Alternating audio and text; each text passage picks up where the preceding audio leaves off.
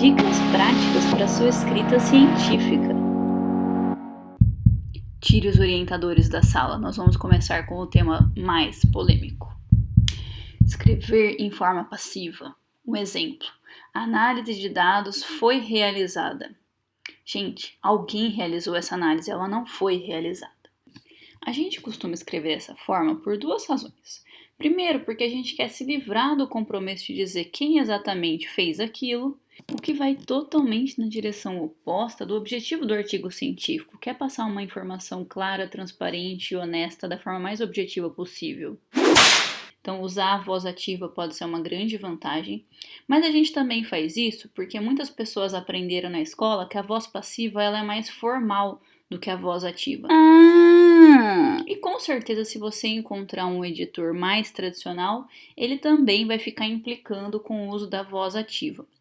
Mas as grandes revistas atualmente têm uma tendência a preferir o uso da voz ativa, principalmente na seção de métodos. Algum dia você aprendeu na escola que você deveria apresentar um vasto vocabulário no seu texto, e quando você veio para a escrita do artigo científico, você achou que isso também deveria acontecer aqui. No entanto, o artigo científico ele não pode deixar margem para dúvidas. Não há razão para um objetivo poético ou artístico aqui. Então, quando você se refere a um questionário, chamando ele de questionário, não tem por que você chamar ele de avaliação na próxima frase. Isso só vai confundir o seu leitor e abrir espaço para a pessoa ficar na dúvida se você está falando realmente da mesma coisa. Então é importante manter a consistência do mesmo termo, o mais correto de preferência, ao longo de todo o texto. E aí a gente entra num outro problema grave, que é um erro super comum também, que é o uso displicente de termos incorretos. Você pode querer dizer assim: o teste de urina foi repetido. Mas será que teste era realmente a palavra que você queria usar, o termo técnico mais correto? Se atente para o significado de cada palavra. Talvez aqui o correto seja: o exame de urina foi repetido. E sempre que você for escolher as suas palavras, as escolhas dessas palavras devem ser feitas com o maior cuidado possível, e não qualquer palavra que vem na sua cabeça. O erro 4 se refere ao hábito de abandonar a escrita no meio do raciocínio porque não tem mais criatividade para encontrar as palavras corretas. Isso prejudica a fluência da escrita, e o problema da interrupção é mais grave do que utilizar temporariamente uma escrita ruim, mas que deixe registrada a ideia que você tinha naquele momento. O que isso significa? Você não escreve certo de primeira, ninguém consegue fazer isso, é muito difícil. Então o que você precisa é aceitar a ideia de que seu texto não está perfeito e registrar as principais ideias em uma primeira escrita. Se isso te incomoda muito, saber que o texto está ruim e você manteve ele assim, deixa um bilhete, sinaliza com um comentário, pinta aquela parte que está ruim de alguma cor bem gritante para você se lembrar disso. Mas não fique empacado tentando resolver uma parte que está difícil de resolver. Faz a sua sequência, toda a lógica de raciocínio e depois você volta melhorando cada frase. Esse erro está bastante associado com o problema anterior. Se você não tem tempo de escrever mais do que 10, 30 minutos, não é o momento de escrever. Faz isso no seu dia de folga, no fim de semana, ou inventa que está com dor de barriga e sai do seu trabalho por um dia para reservar um dia inteiro para a escrita, porque ela exige isso. O seu texto com certeza vai ficar mais fluido, vai fazer mais sentido se você pegar ele do começo até o final do que ficar trabalhando por partes. Caso você esteja a fim de parar porque você está cansado, estressado, não tem mais criatividade, faz coisas que demandam menos criatividade nesse momento, como uma formatação do texto, organização das tabelas, preparar as referências, ou mesmo um rascunho do que lembra que deve conter em algumas partes do texto que você não conseguiu escrever, só para você não perder a ideia do raciocínio. Confia em mim, cara. Eu não recomendo que você escreva em português para depois traduzir o texto completo para o inglês. Por quê? Porque muitas palavras têm uma tradução muito específica e são utilizadas dentro daquele contexto do artigo. Se você for procurar depois lá no momento da tradução, pode ser que isso vai te induzir a erros graves, porque você não vai perceber que existiam termos corretos específicos naqueles artigos que você leu para se preparar para a sua escrita. Veja esse exemplo. O transtorno mental chamado skin pick em inglês poderia ser registrado na primeira escrita como cutucar da pele e depois, na hora de traduzir, confundido com squeeze, press the skin, o que não tem relação com o termo correto, o nome do transtorno. Caso você realmente não se sinta capaz de escrever direto em inglês, pelo menos vai anotando algumas palavras-chave em inglês conforme você vai lendo, vai passando isso para o seu texto já em inglês ou escreve em português e já deixa dentro de um comentário qual é a tradução correta para aquela palavra em inglês. Se quiser dar um freeze aqui no vídeo, veja esses exemplos que eu deixei aqui embaixo para vocês. Erro 7. Apresentar limitações sem justificar por que elas existem.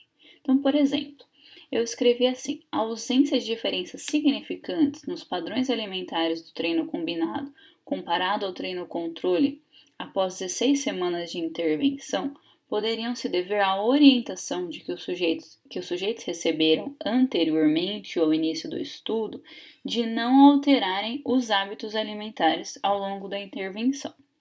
Se eu apresento uma limitação como essa e não explico, os leitores vão duvidar do significado, da importância do meu achado.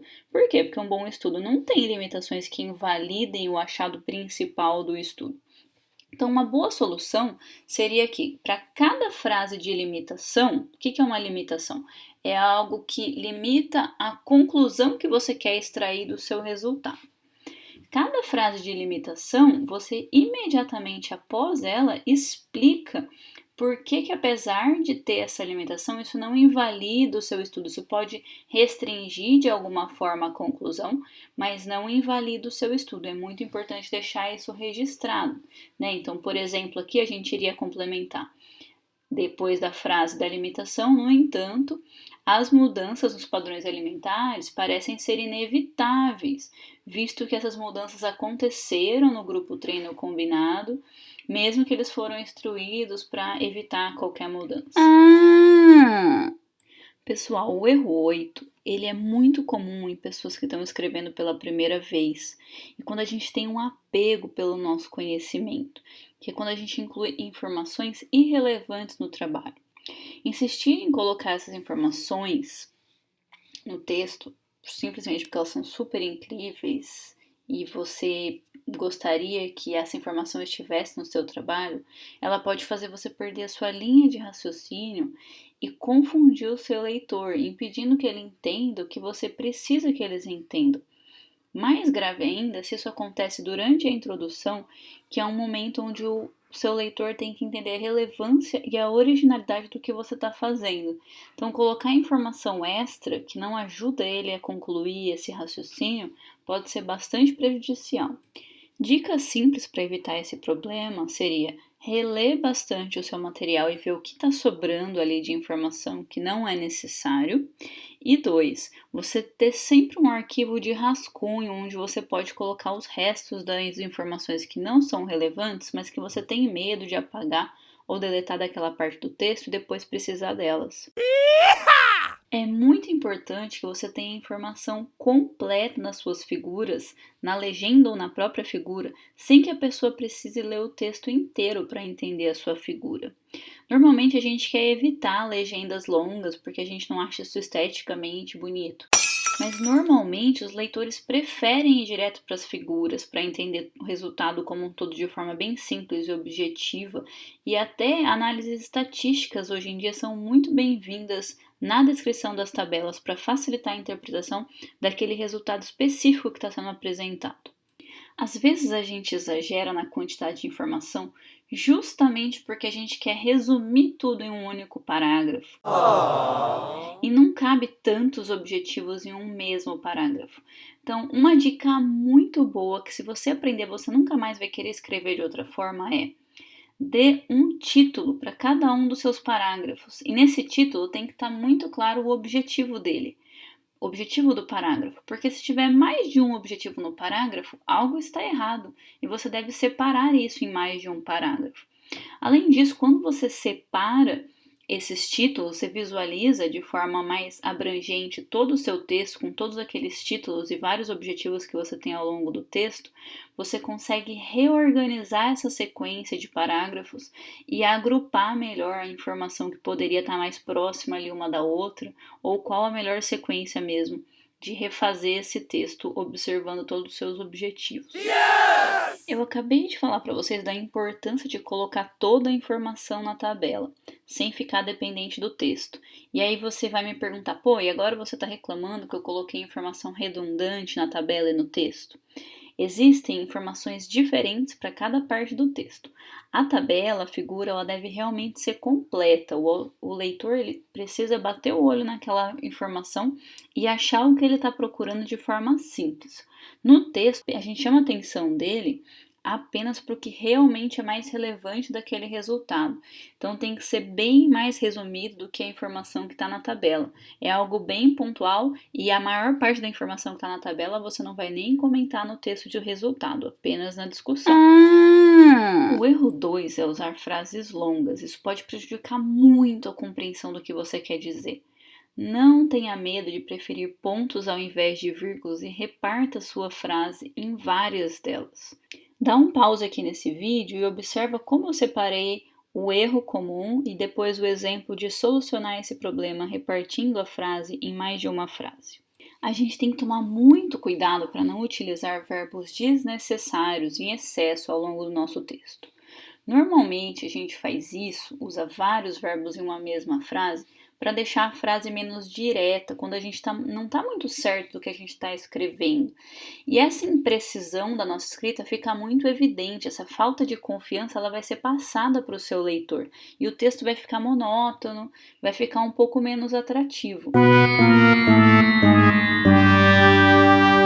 Então veja um desses exemplos aqui. With children can assist in constructing a well-developed.